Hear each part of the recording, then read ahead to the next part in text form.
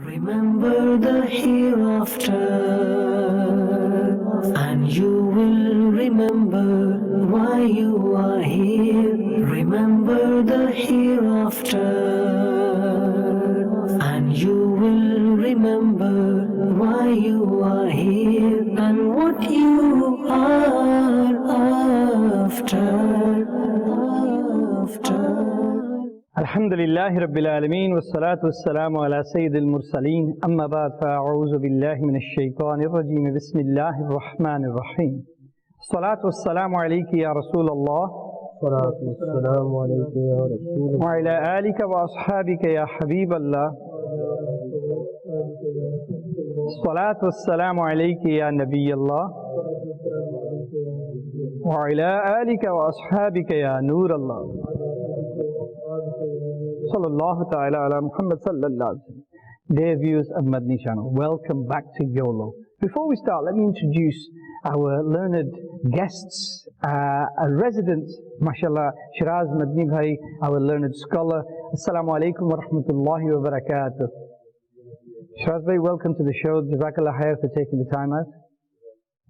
And joining him today, as usual, mashallah, our beloved Bisharat Bhai, he always gives us time and makes the effort. May Allah reward him. Assalamu alaikum wa rahmatullahi wa barakatuh. Jazakallah for coming. May Allah accept your hard works, mashallah. Now, before we move any further, we always start our programs, alhamdulillah rabbil alamin, with something which is extremely important. Because if we make this the essence of our lives, then alhamdulillah, our life will be beautiful. Our grave will be beautiful, and on the day of judgment, we will stand proud. How proud? Let me share something with you. Imagine that the king's entourage enters town. The king is sat on his throne high, with all his wise men around him, and all the security staff and everybody else. And you're in the crowds. You know, you're waving at the king, and you're happy to see the king. And suddenly, somebody comes and escorts you to the court of the king. And then the king shakes hands with you in front of all the creation. How amazing would that be? How proud would you feel? How happy would you be? With that in mind, listen to this beautiful hadith of Mubarak. Nabi Kareem sallallahu alayhi wa sallam is reported to have said that whoever recites Durood Pak upon me 50 times a day, on the day of judgment, I will shake hands with him. So just imagine that on the day of judgment, when everybody is in great difficulty, and yet you are taken out of the crowd, brought to the court of Nabi Kareem sallallahu alayhi wa sallam, and have the privilege and the honor of shaking hands with the best of creation sallallahu alayhi wa sallam. And we can make that a reality. How? By making sure that we recite Durood Pak upon Nabi Kareem sallallahu alayhi wa sallam every day punctually. Make it a time, whether it's after Fajr or Zohar, Asr, Salah, but make it a habit that you recite your 50 times a day, and inshallah we will look forward to that day when we will have the honor and the privilege of seeing the best of creation sallallahu alayhi wa sallam. Sallu ala al-Habib sallallahu ta'ala ala Muhammad sallallahu alayhi wa sallam. Now, my dear Islamic brothers, what we have is the journey of the soul, and we covered that in quite a lot of detail, and we came through to the grave, and then we moved on. And we moved on to the minor signs of the day of judgment. And in the first week, we went through different things that Aka Kareem sallallahu alayhi wa sallam predicted. Now when one looks at Bukhari Sharif, Muslim Sharif, Tirmidhi Sharif, all these great books of hadith, they all have many, many hadith mubarakah in relation to the predictions that the best of creation sallallahu alayhi wa sallam made, and how accurate they were. And in the first episode a few weeks ago, we discussed that how Aka Kareem sallallahu alayhi wa sallam said that when the last hour comes, there will be trials and tribulations, there will be fitna after fitna. And then Aka Kareem sallallahu alayhi wa sallam indicated that from the blessed time of the best of creation to the day of Qiyamah, it was like this. It was very close. The end of the world was close. And the glorious Quran makes many references to the last day. In Surah Hajj, Allah Azza wa Jal says, and the hour is coming without doubt. And then in Surah Hijr, verse 85, in the glorious Quran, Allah Azza wa Jal says, and we did not create the heavens and the earth and everything between them, except with truth. And the hour is certainly coming. When that hour comes, the glorious Quran tells us there are signs. The Hadith Mubarakah tell us that there are signs. And the scholars say that all these signs have started to show. Now some people say that since Aka Kareem sallallahu alayhi wa sallam made these predictions, we've had 1400 years. That's a long time. In actual fact, it isn't. When one looks at the creation of the universe and how the scientists tell us that the universe and all the creation have been around for billions of years, in the scheme of things, one can imagine when the best of creation indicates that Qiyamah is very close, how close it really is. We discussed how Makkah would be torn open, how there would be river-like passages, how Bedouins would make buildings and compete to make the tallest buildings. We discussed some of the obscenities that we've seen. We discussed how children would be disobedient to parents, and all these signs of Qiyamah that we are seeing around us, the use of interest, musical instruments, and how people would try to justify them. Today, we're going to move on. And we're going to move on to discuss some very, very interesting predictions of or certainties that Aka Kareem sallallahu alayhi wa sallam gave us, that we are now seeing in the world around us. Sallu ala al-Habib sallallahu ta'ala ala Muhammad sallallahu. Remember the hereafter, and you will remember why you are here. Remember the hereafter, and you will remember why you are here and what you are after. So the first sign of Qiyamah, Shazbay, we hear time and time again that one of the predictions, one of the certainties that Aka Kareem sallallahu alayhi wa sallam, I like to use the word certainty because prediction means somebody guesses. When it comes to Nabi Kareem sallallahu alayhi wa sallam, it isn't a guess, it's a certainty. Aka Kareem sallallahu alayhi wa sallam has foretold us exactly what's going to happen. And in the 1400 years of Islamic history, everything that the best of creation sallallahu alayhi wa sallam said, everything has come through true to every little minute detail that the best of creation Aka Kareem sallallahu alayhi wa sallam predicted. Now in relation to time, it was mentioned that time would go fast. And I just want to, and this is one of the signs of Qiyamah, I just wanted to ponder upon that. What does it mean when time goes fast? I mean, there's like a few different explanations. One is that time will actually go faster. So like, the 24 hours. There will be a time where the 24 hours won't really be 24 hours. I mean, the clocks will still spin for 24 hours, but the actual time, if you compare it 10 years before that, we're getting less time out of the 24 hours.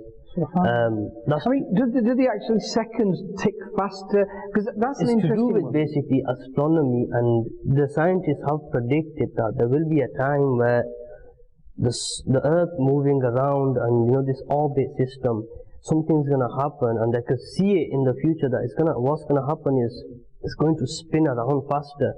And the time one day will become shorter, 1 month will become shorter, 1 year will become shorter. They say that this is possible in the future. And the hadith about the Dajjal, where he will live for 1 year, 1 month and 1 week, or 1 day like a Friday. And there's different narrations. So that gives you a hint as well that actual time, there will be some sort of actual time issue where the time is actually delayed and then shortened and shortened, so 1 year will be 1 month. And there is so much entertainment in front of us, there's so many activities to do, that the time goes so fast we don't realize what happened. And then if you look back, let's say, if I look back to my year 6 weeks holidays, them 6 weeks were, it felt like 3 months. Because they were nice, 1 hour would take a full hour to go. You thought yours was? I mean, we didn't have, I remember there wasn't much on television when we were young. I'm talking, when I was in school, you're talking a long time ago, And so at that stage, the 6 week holidays was, like you said, it was like a long, long break. It was a long break, and yeah, it actually felt like a long period of time. And then you can imagine, 30 years ago, 40 years ago, that how long it actually would have been. But now 6 weeks, it just feels like, okay, it's a break, but it only feels like a half-term break, like a 2-week holiday. Let me just ask you a question. I mean, if you don't know the answer, I'm sure, mashallah, in the Madani Mahal of Dawateislami, I know that a lot of scholars will say straight away. But time itself, isn't it a creation of Allah? So it's effectively a makhluk of Allah. Because time and space, a lot of the physicists and those who study the quantum physics and everything, they say time and space, and speed and everything else go hand in hand, and they move, mass moves to time and all that complicated equations. So time isn't something that we have a concept of time where we think, how can it move? And so there may be some viewers of Madani Channel thinking, well, how can time be? Time is time, and the time stays there. Actually, scientists say that time can be faster and slower, doesn't it? Yeah. So if you look inside the Quran, in various places, for example, the story of a certain prophet where he lays down near a tree and he takes off. Uzair alayhi salam, yeah. And he has his mount, his SubhanAllah, what a beautiful example. Donkey next to him, and he falls asleep next to a tree, and the fruit that he had, which he put in his bag, and himself after 100 years was perfect, like it was as if he slept a minute ago. But his donkey that he had, his mule, that it turned into bones. Allah. So now this is the same space, they're in the same, you could say 1 meter distance on the earth, under the same tree, but both of them have fallen into a different time frame. Into time zone. One has actually felt the full 100 years, i.e. the donkey, and Hazrat Uzair alayhi salam had only felt a day or 1.5 days that he slept for. But it was in essence 100 years for the donkey. So it's one place, but they're two different times. I mean, in terms of time, we look at it from a blessing point of view. I know Shaykh Tariqat Amir al-Sunnat, he says that the nation which is organized is successful. So like when we look at our day, what we've done within our day, how fruitful has it been, how productive has it been, this is another means of looking at the time. So like, what have I done throughout my day? If I can't give accountability for my day, then what sort of accountability am I going to give on the day of judgment? The same way, Hazrat Sulaiman alayhi salam, when he says to his minister that who could bring the throne for me the fastest, and one of them says, I'll bring it to you before you could sit on your throne. And Hazrat Sulaiman alayhi salam says again, who could bring it me faster than that? And he says, I could bring it before the blink of an eye. So now he's on form today. He's coming out with some beautiful examples, isn't he? Now what's happened here? Okay, there's the previous one where they're in the same place, but the time zone is different. On this one, they're in the same time, but the actual journey that he had to travel became shorter. So he brought that throne from a distance. So it was in Yemen, and it was then locked away behind 7 big doors. And so Allah made that land smaller for him. So it became very short for him. This now, if you look at the quantum physics and the studies that the scientists have studied, they could see glimpses of this. It's a bit like when we see a thunder. Now thunder happens, let's say 10, 15 or 1,000, 2,000 miles away. Now you can see the light first. Okay, you see the light, and 15 seconds, 20 seconds later you hear the thunder. But that's in your time zone. The person that's right under the thunderbolt, he hears it straight away.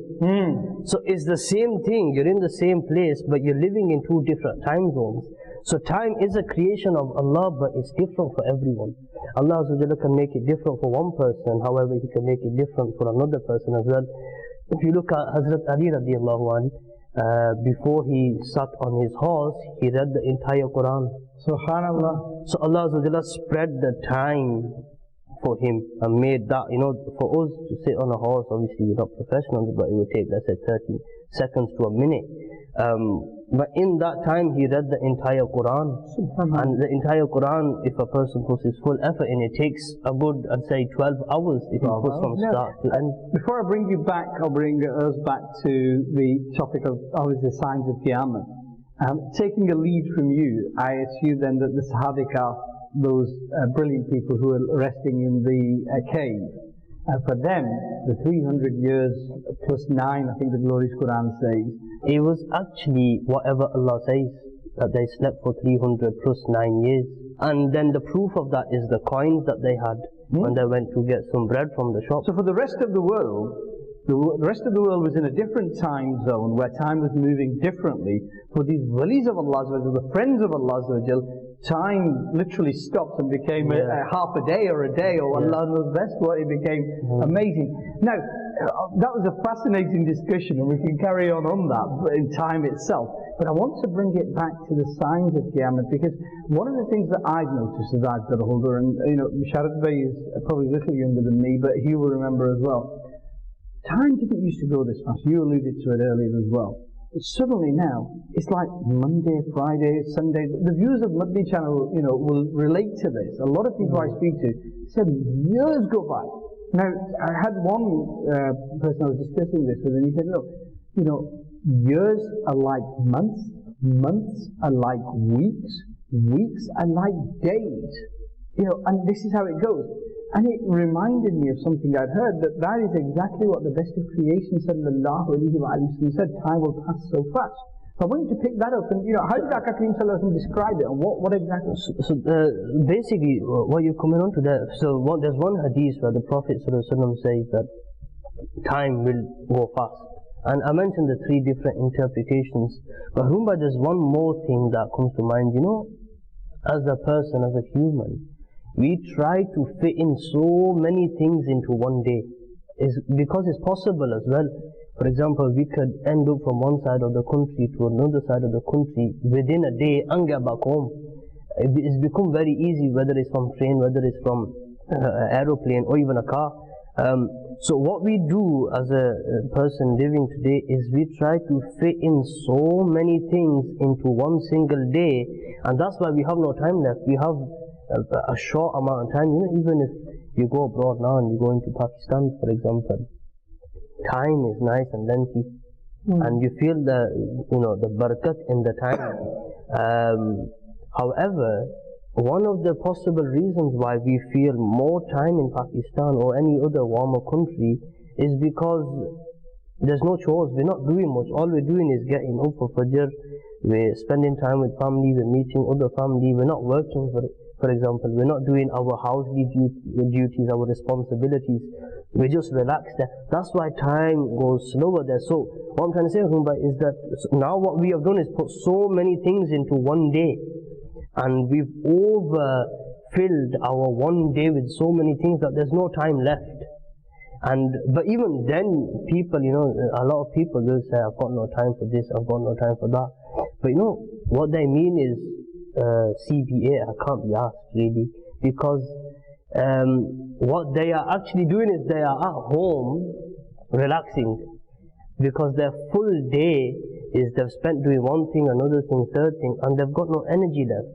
So people, when you pack your day out, that seems as if you've got, your time has just travelled too far. It really depends on how you're packing it as well. You say, I can't be bothered with the acronym that you use, but coming back to the Hadith of Mubarakah, Sayyidina Abu Hurairah, and the reason I find this amazing, Musharraf Bey, is that people say this, and you'll have heard it, I've heard it, but years are passing like months, months are passing like weeks. Now, this is now. It wasn't like this 100 years ago, 200 years ago, and it certainly wasn't like this 1400 years ago, the blessed time of the best of creation, which is the best time in the entire creation of the universe, when Nabi Kareem sallallahu alayhi wa sallam was present. Now, in the worldly sense. Now, let me read to you this. Hazrat Abu Hurairah said, the Messenger of Allah sallallahu alayhi wa sallam said, the hour will not begin until time passes quickly. So a year will be like a month will be like a week will be like a day, and a day will be like an hour. And an hour will be like the burning of the braid of palm leaves. Allah. We acknowledge, we accept that time is a creation, and as a creation of Allah, the era that we're in, time is now moving very fast. So, okay, so what? What are the lessons we should be learning from that? A, that Qiyamah is very close. But B, if time is moving fast, then you're losing your most precious commodity, because we're only in this world for a finite amount of time. I think Madani Channel, what he said was, on our time scale, it was a little dot, a blip. So even the blip is going fast. So you've got thousands of years, you've got 60-year life at best, and so 30 years of the understanding and hosh and your youth, and that little dot, and that's even going fast, and you've got little time to disobey Allah. Remember how serious is it that we have to take time, that in our time now we're seeing that time is going faster. Then we need to be turning more towards the deen. We can't be complacent and think to ourselves, you know what, I'm still young, or I've got many years ahead of me to do good deeds, good actions, but this time is moving so fast that eventually you may not even get that chance to perform good deeds, good actions, perform the rights that Allah has commanded you to do. So these are all things that in our youth, unfortunately, it's the trick of shaitan as well. We've got plenty of time ahead of us, but unfortunately we get so stuck in our ways that by the time we realize, we could be in our grave. Before we move on from time, logically, what doesn't make sense to me is this. We know that we're only here for a short amount of time. So the 60 years, 70 years that we live to in this era, you don't get beyond that. Now, in that the time you had was limited anyway. And now, because Allah has put you in has made you come to the earth in a period where time is passing fast. We weren't born 15th century, we weren't in the 14th century in the Eastern sense, or the 7th century in the Islamic sense, or something like that. We're now 1460 years after Nabi Kareem sallallahu alaihi wasallam's arrival into this world. We're now in the Gregorian calendar, we're in the 2020. We've been born here. Now, it's an accepted reality that your 30, 40 years is now going to pass even faster, and probably twice as fast as that you had before. So isn't it taken for granted that we're running to our graves very fast? Why disobey Allah in this very short time? Because it was a blip anyway.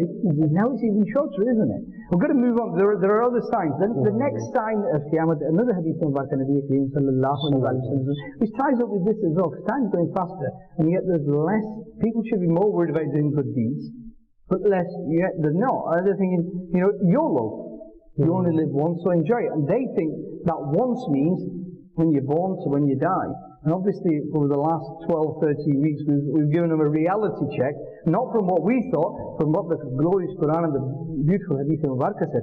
But good deeds, why are we reluctant? Why are good deeds decreasing these days? Why is nobody... just because we're talking about time and now the good deeds, the Surah Wal Asr, one of the meanings of Asr is Dahr. Dahr means time. So by the time, Innal insana lafi khusr, that insan, the category, they're all in loss, illa ladina amanu wa amilu salihat, except the ones that believe and do good deeds. They go hand in hand.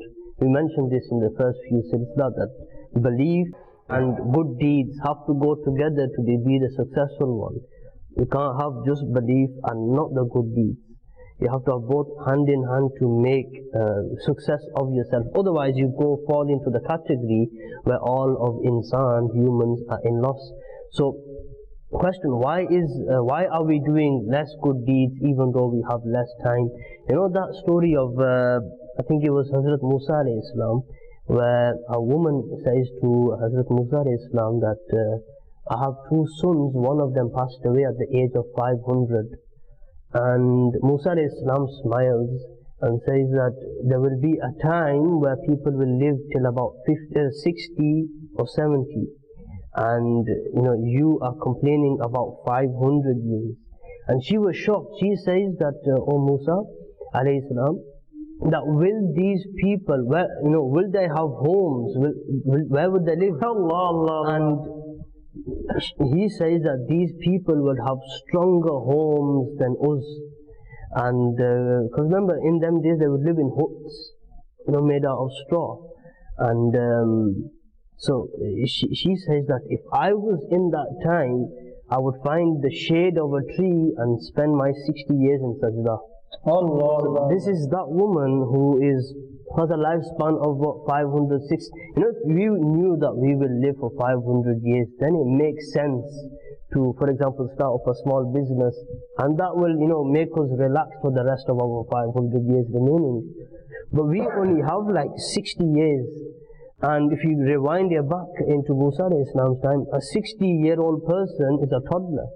And back then, But this is what in that narration, what the woman said was, "Mera bacha fot ho gaya hai. My child has passed away." And when Sayyidina Musa alayhi salam asked how old is he, because in those days the ages were a lot more, and she said 500 years, and so, but that gives you a reality check, doesn't it, of what time is and what we have here, and you know, good deeds. Today, I think the problem with good deeds is that I can do things. You see, the true description of good deeds is those deeds that are done for the sake of Allah. Now, if you're watching, I'll pray 100 nothing. But when I'm at home, I struggle to get up for Fajr. When you're watching, I'll get my jubba, I'll get my Imam Shif, I'll put khushbu on, the Sharad Bhai is watching me. But when I'm at home, 3/4 will do, a t-shirt will do, and you know, no, it doesn't matter. it's not even if someone's watching, even if there's a CCTV camera. Allah. It's just an item, you don't even know if it's on record, but you will stop your possible activities, or you will do certain activities in front of the camera. You don't even know if someone's watching or not. Here we know 100% Allah is all seeing, all hearing, but still we pretend or we fake in front of Him who knows everything. And then we go into Riyakari as well, sorry, because what we do is then, you know, the Buzurg used to say, Neki kar darya mein dal ke, when you do a good deed, forget about it. And what is now is Neki kar Facebook pe dal. So as soon as you do a good deed, plaster it all over Facebook, you know, don't forget about it, show the world what you've done. So if, you know, you've got a roza, you'll the shaitan, listen to how the shaitan works. There was a beautiful bayan by Nigrani Shuram. What he said is, look, if you've done a neki, for example, you kept a roza, what the shaitan isn't going to do is sit around and say, okay, well, he's done the deed or he's doing the deed. No, now I've got to get him to waste it through bragging about it and through telling other people and being arrogant and boastful about it. So what the shaitan will do is, yeah, I'm a bit tired today. Yeah. And then so Bisharad Bhai will say to me, you know, why are you okay? Yeah, Rosa Rakyawan, it's hot, you know what I mean? And that gives your nafs the tranquility. What I'm doing is I'm feeding that desire for him to think, he's got a rosa, how pious is he? And for me to say, look, I'm better than you. And yet that rosa was for the sake, that fast was for the sake of Allah Azza wa Jal. It's a hidden form of worship. Hidden form of worship. But what I've done is I've plastered it and advertised it. Oh gee, I got up for tahajjud today, that's why I can't open my eyes now. I mean, you know, and we waste it, and this is what the shaitan does. So one of the signs of Qiyamah is that good deeds will decrease, killing and murder. What would you say about that? There's a hadith Mubarakah in his Sahih Imam Muslim. He, radiallahu ta'ala, he records hadith Mubarakah where Sayyidina Abu Hurairah radiallahu ta'ala, he reports that the Prophet sallallahu alaihi wasallam said, by him whose hand is my soul, a time would come when the murderer would not know why he has committed a murder, and the victim would not know why he is. Allah. And we live at that time today that, you know, obviously we might live in a community where we don't see a lot of these things, but if you go to certain parts of the country and you see the knife crime and the level of knife crime, you know, and people are just leaving the house at night, you know, I mentioned to you brothers a realistic situation where a sister, she leaves the house and for no apparent reason, she just walks into her parents and somebody stabs her and kills her. You know, and this is in the month of Ramadan, and this is a time that's come today where, unfortunately, you know, we're living in a time that if you look at, you know, countries where there's wars, etc., and you know, people are being killed, and you know, they don't even know why they're being killed. It's everywhere, though, isn't it? Wherever you look, yeah, from even the modern developed countries, the murder rates and killings, and you know, everything is going up. And wherever you go, you know, there's thousands of people being murdered in the Western countries, and then in the, you know, South Asia and all the developing countries, it's even worse. And then there's all these proxy wars all over the place, and you know, the entire kind of areas are being taken in by it. And Nabi Kareem sallallahu alaihi wasallam, Bukhari Sharif, Muslim Sharif, Ibn Majah Sharif, there will be much killing and murder. You know what things happen, especially in the past 70 years is, for a Muslim, when we cut our nails, we're supposed to like bury them, we're supposed to have respect for the human body, even our hair, everything. We're supposed to respect the human organs. Now, so that is just a toenail, for example, and we still, give it the respect, because it's part of the human body, which Allah made angels prostrate to Adam alayhi salam. It was basically to honor the human body. Now, obviously we mentioned the Noor as well, that was the Sufi side of things. So now, what's happened is, in the past 70 years, our textbooks, what we see on the TV, everything, what's happened is, they've made us believe that humans are not as valuable. And the respect of humans, the honor of humans has decreased. And the theory that we have been developed through, from a different animal, and we've come, survival of the fittest like this, so we are technically animals.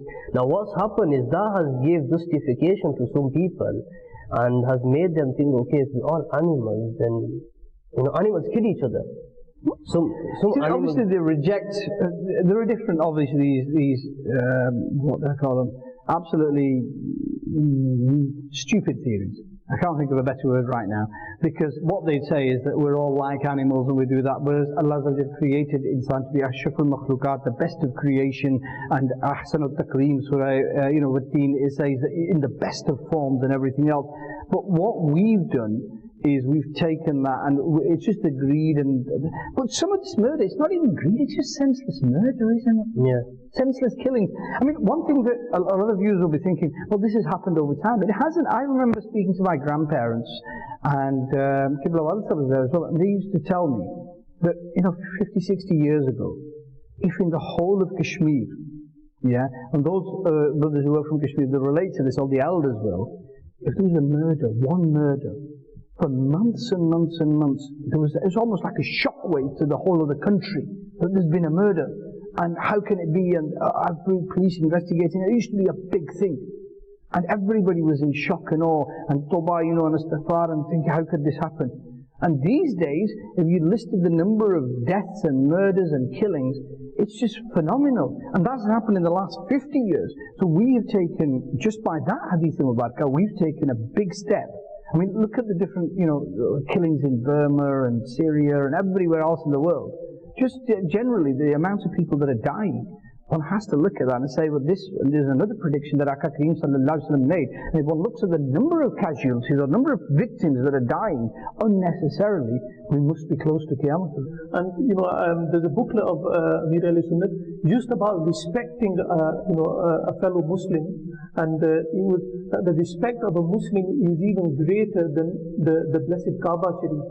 So if somebody even tried to attack the Kaaba Sharif, just how would we feel as Muslims? But look at the respect of a Muslim, that we have to respect them even in terms of their respect is greater than the Kaaba. 10, 15, 20 years ago, without naming names, people who if you'd said this person will become the leader of a country, people would laugh at you. They'd say, have you lost the plot?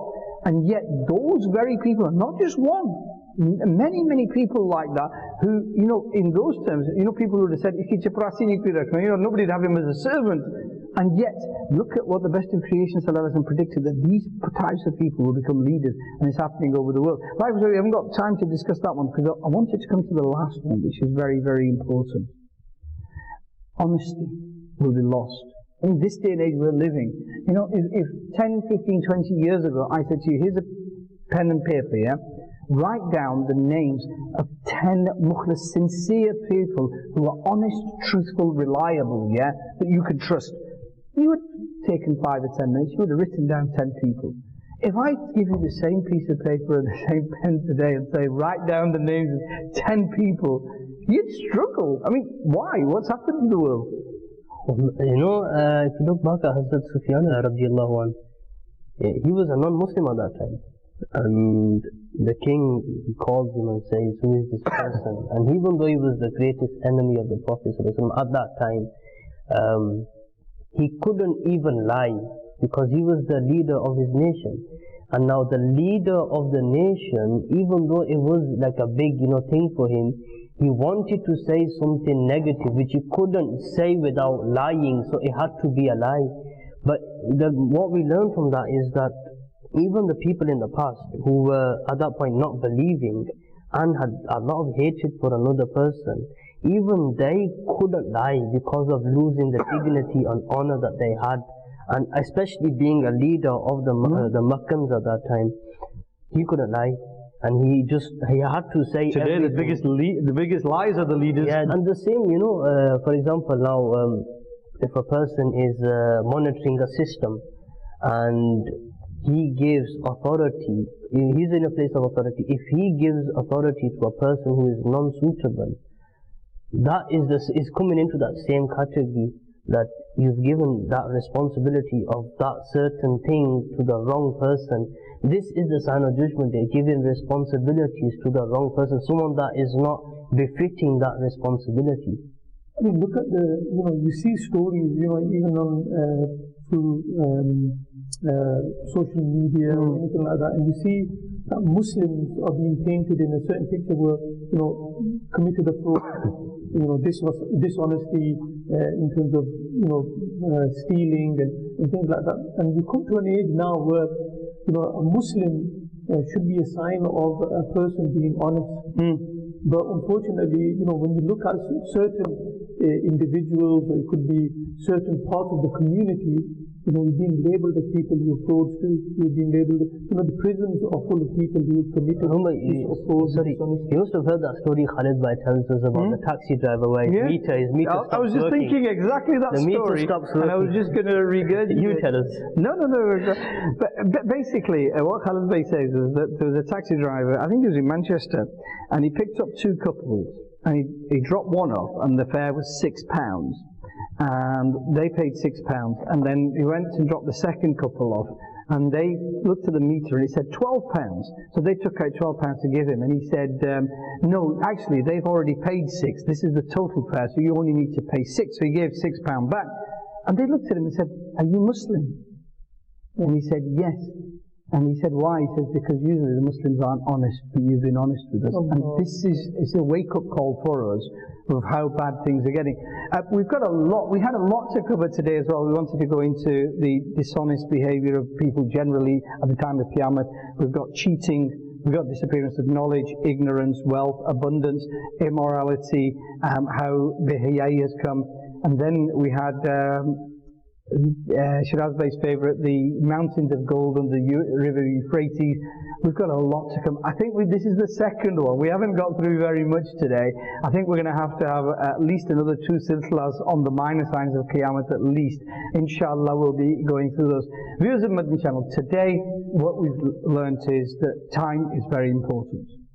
It is the most precious commodity we have, and we need to use it wisely. And we've also learned from the Hadith Mubarakah that time, when it comes to the time close to Qiyamah, time is going to go quickly. We can see it's going quickly. And we know that Qiyamah is close. What do? Do we simply just talk about it, and that's it? Leave it on our lips? Or do we practically try and increase our good deeds so that we use the time as wisely as we can? Are we spending time in the masajid? Are we spending time reading the Quran? Are we spending time pleasing Allah's beloved Habib sallallahu alayhi wa sallam? Because this time will go fast. It's going very fast. The only person that can control this time is the one who spends his life in the obedience of Allah. Why? Because if it goes fast, but he's in the obedience of Allah, then he is saving himself from the wrong thing. The time's going fast. The more time he spends in the obedience of Allah, the less time he is spending disobeying Allah and his beloved Habib sallallahu alayhi wa sallam. Deeds will decrease. Now, don't be those who are the signs of Qiyamah, because people can't be bothered doing things. As Shiraz Bey said, there are certain people who just cannot be bothered. Don't be of those people. When it comes to worldly wealth, we never say, I can't be bothered doing this, even though I can make a bit of money. Why is it that we're not, Nekiyu ke hadith, as Amir al-Sunnah says, we should be striving to get more deeds in our book of deeds, so that when we die, we have something to present in the court of Allah. And then, when you see all the killing and murder and everything else, pray in the court of Allah for those victims, and Allah protects us, but again see it as a sign of the last hour.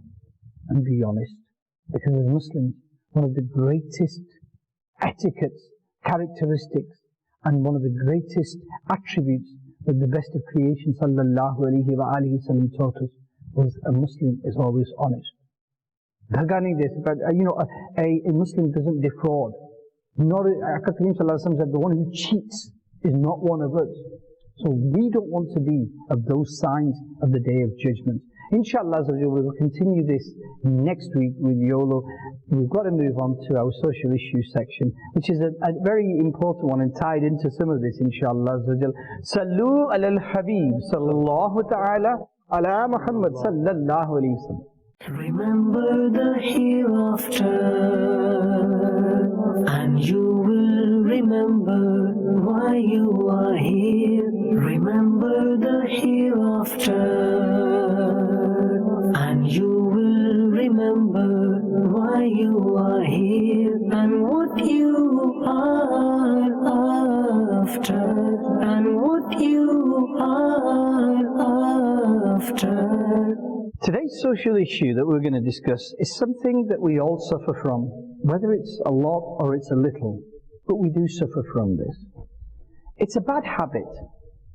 It makes you a slave of your nafs, of your desires.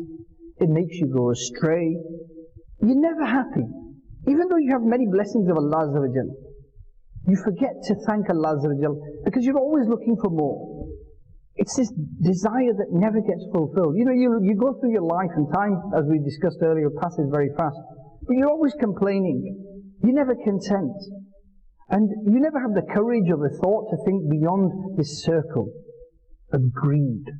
I want more.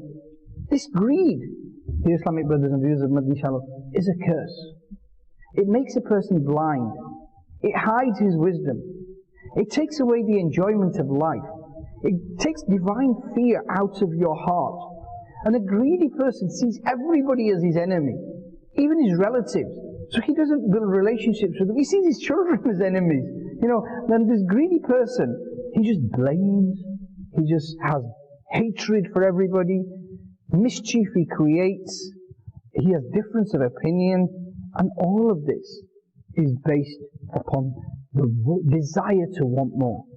There is little goodness in him, little character in this person, little kindness. He doesn't obey Allah Azza wa Jal for the pleasure of Allah Azza wa Jal and seeking forgiveness. No, he lives his life to acquire money, wealth, deeds, position, chairs, izzat, shuhrat, and this becomes everything in life. And today we want to talk about greed. This is quite a good story, in effect, to put into perspective greed, and it obviously involves a lot of people. There's a village, it's in a mountainous area, and because it's in a mountainous area, there's a lot of monkeys in that area. And an animal trader, he turns up in that village and he says to the people that I'm after purchasing monkeys from you people, and if you can catch a monkey, I'll give you £100 per monkey.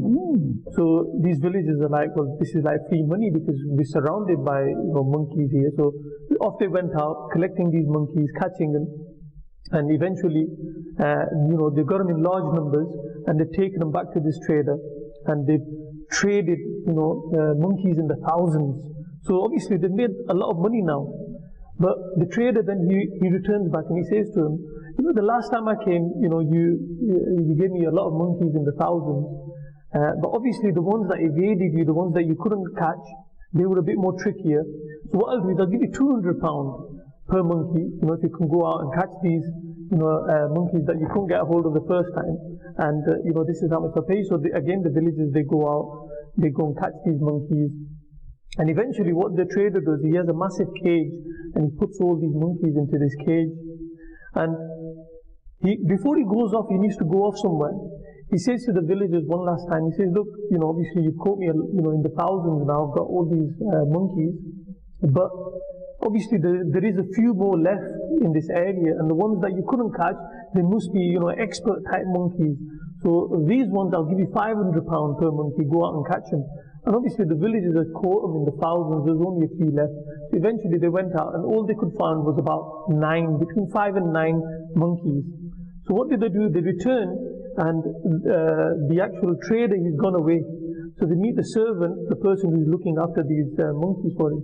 And the servant, he turns around and he says to the villagers, oh, how many have you caught? And they go, we've only caught about 9. So he goes, oh, that's not good. So they make a deal, or should we say the servant, he turns around and he says to the people of the village, and he says to them, but you know what we can do? Is all these monkeys that I've got here in this cage, I'll say that you went out and caught these monkeys, in the thousands, and obviously, my master, he's not going to know. So what I'll do is, if you can all pay me £350 per monkey, yeah, I'll say that you caught all these monkeys, and my master will have to pay you £500 a monkey. So they're all thinking to themselves, yeah, okay. They take out all the money, the money that they've made from selling the previous monkeys, and they give them all to this servant. 1 day passes, 2 day passes, nothing. 3 day passes, nothing. They're thinking to themselves, wait a minute, there's no show here. The master hasn't come back. So they go back to the same place where these monkeys were being kept in a cage, looking for the monkeys and the servant. There's no trace of them. Yeah? So basically the servant scammed them. Why? Because of their greed for money. Yeah, they always wanted more, they always wanted more, and eventually they were left. So their monkey business failed them. Amazing. But funnily enough, that is obviously a parable, but it's the reality, isn't it? This is what we do. We get enticed in. I mean, how many people have suffered a loss in a business? I remember many years ago, one of my relatives, somebody said to him, I'm going to invest in this business and you'll have so much return, and they were investing a few £1,000, and yet he said to him, you're going to get thousands back, and he fell for it, and and then afterwards, when you sat there, you thought, how could you fall for that? I mean, it was such a dumb trick. How could you fall for that? And he said it was just greed. He said, the sign, the pound signs that you saw in the eyes, yeah? He said, you invest this much, and he had a plan, and and it wasn't just him, other people had done it as well. And this is these, what do they call it, Ponzi schemes, where they entice people into this, and it's just greed, because they tell people, and what they'll do is very cleverly, they'll take, they'll give you a little bit of profit, so that you go and advertise it. So if I think, Bashar Bey's got a lot of contacts here, if he gives me £100 to invest, I'll give him 200 back. He's going to say, I made 100% on this. You'd tell 15 people and I get £1,500. And this is how these people work. But what did they base it on? They base it on greed, don't they? There's another incident narrated, Hazrat Isa alayhi salam basically. He was with a servant of his, and they were on a journey. And during the journey they stopped to eat. They sat down and they began to eat. They had 3 rotis with them. So the servant ate a roti, Hazrat Isa alayhi salam ate one, and there was one left.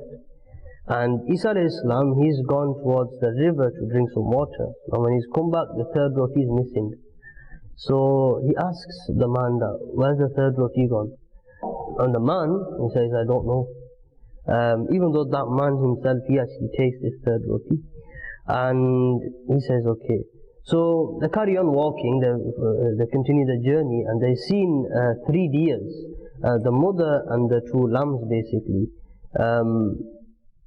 Hazrat Isa alayhi salam, now because he's the prophet, he calls one of the lambs towards him and he slaughters it. After they eat that, Hazrat Isa alayhi salam grabs the bone and says, Qum bi iznillah, that rise by the permission of Allah, with the permission of Allah. And the lamb comes all back together, the meat, the veins, everything comes back to structure, and it runs back towards the mother. And Isa alayhi salam says to his servant that,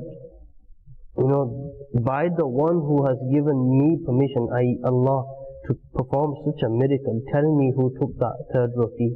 And he says, I don't know. He kept on saying, I don't know. So they carry on the journey, and what happens is, eventually they reach a desert. And in the desert there's sand, and he grabs, Isa alayhi salam takes some sand and he turns it into gold, and the gold has 3 parts to it. Allah. And so by, he says to the sand that turn into gold by the permission of Allah, it turns into gold. So now what happens is, Isa alayhi salam, he says, look, this part's for you, this part's for me. And the third part is for the one who took the roti. Allah, Allah, Allah. So now he had to spell it out, saying, Ya Ruh Allah, that it was me who took the roti. So it spilled out. Now what's happened? Isa alayhi salam says, keep all three parts and I will leave you now. So Isa alayhi salam left. Now he puts these three parts of gold into his... He thinks he's done now. He puts it into his buggy, he carries it over his shoulder and he walks onto his journey on his own. And now there's two men that come in front of him who were going to, they could see the gold in the bag and they are about to rob him. And they had the intention of murdering. Remember, this is all based on greed. And now what's happened is, he says, look, there's no need to steal this. There's three parts, we'll have one part each. There's no need to rob. So they say, okay. So they sat down to divide. They say, look, so now he's willing to give. Yeah. He says, before we divide this, what we'll do is one person go get some food. But that's greed as well, isn't it? Because he thought, try this and I might as well keep one of them. That was a clever ploy as well. So now what happens is the three parts, whilst they were dividing, they say to one of them, you go get some food from the village and we are waiting for you here. So now this person, he goes to the village to get some food. What he does, he gets some poison as well. And he puts poison in his food. And he has this intention, I'm going to kill both of them and take the gold. Now what's happened is, whilst he's gone, these two have had made the plan that we will kill him when he comes. So he's split his share. Yeah, so we'll keep his share as well. So when he's come, these two have killed that person. And so his share is complete, they have his share as well. So now they sat down and ate the food peacefully. These two died as well. So the gold remained there, and later Isa alayhi salam walks past it again with his Hawariyun, with his disciples. Yeah, his disciples, and he says that this is the dunya, stay away from it. Allah. And the entire lesson was about greed. The famous hadith about the son of Adam has a gold valley, so he will want to have two valleys and more. And this is the reality, isn't it? I mean, our life. You know, the end of that hadith, it says that the only thing that would fill the stomach or the mouth of Ibn Adam is the soil of the grave. Why is it? Why are we so greedy? I mean, we don't thank Allah Azza wa Jalla. That's a separate topic. Like many other desires that we, for example, hunger is a desire that we have inside us, is a feeling. Anger is something that we have inside us, is human nature. Arrogance, all these things that inside the human, our genes basically. Greed is one of them as well. So everyone is born with greed. Now some people's greed is more, some is less. But like anger we have to control, is greed we have to control as well. And what we have to do with this desire, this feeling that we have of greed, we have to utilize it in a good way. So Mufti Ahmad Yar Khan, he says that greed, there are four types of greed. One is for bad deeds, one is for good deeds, one is for food, and one is for wealth.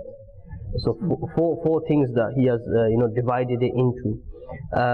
Food, wealth, and bad deeds, these are all gonna take us towards our destruction. But good deeds, hirs of having good deeds, that greed that we have, if we nurture this greed in such a way where it helps us bring in more good deeds, this is what will benefit us. And you can see this in Amir al-Sunnah, where every nanosecond of Amir al-Sunnah's life is filled with so much good deeds. If you just think of one Jamiatul Madinah, for example, all them alims that have been processed and come out into production and are now giving speeches, teaching, so on and so forth. That's from one Jamiatul Madinah. All them good deeds are going into his account. And remember, for generations, them deeds are coming. And there's over, I think, 700 Jamiatul Madinah internationally, with about 65,000 students. So many have graduated. All these, this is just Jamiatul Madinah. You have Madani Channel, you have Madani Qafla, you have Madrasatul Madinah, you have so many other departments every second. Now all this was the greed of good deeds. This was the greed of good deeds that Amir al-Sunnah has in his nature, and that's what he gets in. And this is what we should nurture our greed into as well. I mean, greed takes you towards negligence and ghaflat. and a person that turns towards the ghaflat obviously turns away from the riza of Allah Azza wa Jal. And at the end of the day, we've got to look at it from this point of view, that anything that I do in my life, whatever I earn, etc., it needs to be from halal sustenance, because on the Day of Judgment I'm going to be asked about it. And greed, it's going to turn you towards, like the waqia that Shiraz Madani just told us about, which was 3 people, greedy for the wealth, and eventually what happened? They killed each other, and nobody got anything out of it. So, being thankful what Allah Azza wa Jal has given you, and what Allah Azza wa Jal has given to somebody else. I remember one of the first risalas that I read, that Amir Ali Sunnah was Satan's 4 donkeys, and one of them was greed, which he sells to the traders. And this is why you find, traders are dishonest. It's dishonesty that he sells to them, and they're dishonest. Why? Because of the greed for the money. Well, the youngsters these days, so their life is taken over by this wanting to become rich overnight. I was speaking to somebody the other day, and we were talking about one particular brother who, mashallah, had done very well for himself. And the beautiful habit he had was that he wasn't greedy. He worked hard, but he was content with what he had. And alhamdulillah, Allah Azza wa Jal had blessed him so much. And it's funny, those who are greedy don't seem to make it. And even if they do acquire some money, it's no good to them. And yet those who are not greedy but are content with the will of Allah Azza wa Jal, alhamdulillah, they are the ones that are blessed. I suppose it comes back to the famous saying of the pious predecessors who say that the wealth of the world, the more you chase it, you run after it, it runs away from you. Whereas if you turn around and walk away from it, it follows you. And is that greed in essence? How do you tackle it? How do I deal with all this desire? Yeah? And when I sit down to eat, I want to eat everything on the table. When I go to the shops, I want to buy everything on the racks. When I see a house, I want a mansion. When I see a car, I want a Ferrari. How do I stop that, man? So basically, if you have, for example, now, if a person wants one thing in his head, he's got this thing in his head, and he wants that. One good way to tackle it, and this works for a lot of other things as well, like some people are addicted to games, yeah, and what happens, what you have to do is find an alternative, find something else. And once that has stuck into your mind that now I want to get this, find something else. You keep finding it until you get bored, and you just keep it all away. And this is one way to nurture that out of your system, the greed. But like Mufti Ahmad Yar Khan Naimi says, he says that, look, so the 3 parts were negative, the 1 greed is of good deeds. And how we develop this is by reading the lives of our predecessors. I think there was a waqia where a man goes to one of our buzurgs to learn the spirituality from him. And when he gets to this person's castle, this buzurg, he was in a castle, and he has a massive castle in front of him. He says, I'm going to learn spirituality from this person, while he's living in a mansion. And the buzurg comes out and he says, let's go. Now this man, he had like a stick with a little rucksack on the back of it, and he had that over his shoulder, probably clothes inside there, a bit of money and food. And he left that inside the castle. So when they got halfway into the jungle and the classes were about to start of spirituality, the student says that, Buzurg Sahab, I've left my bag in your castle.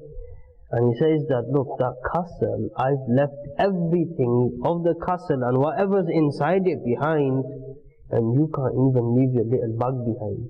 You understand? So this greed, and now, okay, it's in front of you, but it's not in his heart. But that small little pouch that he had was in his heart. And this is like, if you read the lessons of our predecessors, you will find that these people had no love of the world at all. Like the Buzurgs whose boat, whose trade ship sunk, when someone told him, he says, Inna lillahi wa inna ilayhi raji'un. And no, he had no remorse on his face, he had no happiness, he was just normal. Like whatever activity he was in, he was carrying on. But when they came back to him some time later and said to him, we found out that that wasn't your ship, it was someone else. He said, Inna lillahi wa inna ilayhi raji'un again. over his ship. He wasn't happy that his ship survived, or he wasn't bothered because everything comes from Allah, everything goes back to Allah. I was going to say in the Quran part, there's ayat Mubarakah, Allah says, and do not make me face disrespect on the day when everyone will be raised, the day when neither wealth will benefit nor sons, Allah. except he who presented himself in the majestic court of Allah with a pure heart. SubhanAllah. We're coming to the end of this section, but Shazia, I'm just going to take up that last narration that you had, because in essence it really deals with it. Because the Buzurg Rahmatullah alayhi, and in some riwayat it says Sayyidi Ghaus Azam Shaykh Abdul Qadir Jilani radiallahu ta'ala anhu, it refers back to. And when the news came of the ship sinking, they did muraqabah, they looked down and they smiled and carried on and thanked Allah Azza wa Jal. And when the second time they were informed, so the murideen, what the people that were sat with them, they said, Hazur, when you got the first news, you did this and you smiled and then you carried on. When you got the second news, so first news is bad news, then you got the good news, it wasn't your ship. You exactly did the same thing again. You did that, you smiled and you carried on as normal. Why was that? And the great Shaykh said, he said, when I got the bad news, I looked at my heart and it wasn't bothered, it was busy in the zikr of Allah. And so that's why I smiled and just carried on. And then when I got the good news, again I wanted to check my heart. So I looked down to see what effect it had on my heart, that it wasn't my ship, it was somebody else's, or it didn't, sink. And he said the heart wasn't bothered. Profits and loss didn't bother it. It had no greed in it. It was just busy in the zikr of Allah. And when one busies themselves in pleasing Allah, all this worldly wealth will come to your feet anyway.